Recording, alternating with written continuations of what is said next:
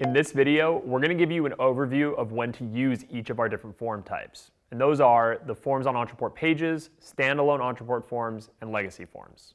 Now, depending on what you're going for, you're going to need the right tool for the job. So in this video, we're going to go over the differences between each of these form builders and the benefits of each one. Let's dive in.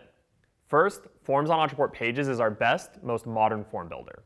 It has the most options, and it's almost always the best choice, except in 3 specific situations. Situation 1, if you need your form to be a pop-up. Situation 2, if you need to embed your form on a page that isn't an Ontraport page, such as like a WordPress site or some other third-party site. And situation 3 is if your web developer wants full control over the styling of the form using their own HTML, CSS, and JavaScript. Except in these cases, you should use the forms on Ontraport Pages. You can learn all about those in the next video. If any of the above situations do apply to you, the next form type to consider is Ontraport Forms. These are used when you need the form to display on a pop-up or when you want to use it on a non-Ontraport page like a WordPress site.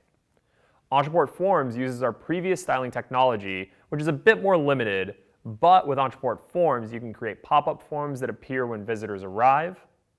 You can also create floating bar forms that stick to the top or bottom of a page or in a corner. Forms that pop up when a visitor clicks on a button or scrolls down your page.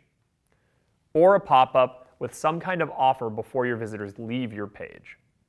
We'll show you how this all works in the video on Ontraport Forms. Last is legacy forms. And this is our original form designer and should really only be used by web developers. This form can give web developers control over every aspect of the form itself. And you still get to use Ontraport's tracking and contact merging. There are a few other things to know about legacy forms. First off, they aren't natively mobile responsive, so your web developer will need to take care of that themselves. They do have one fancy trick though, and that is that legacy forms have a feature that lets you show or hide fields based on how a contact has filled out your form so far. This can be helpful in making a really long form way less intimidating if certain fields only apply to particular contacts.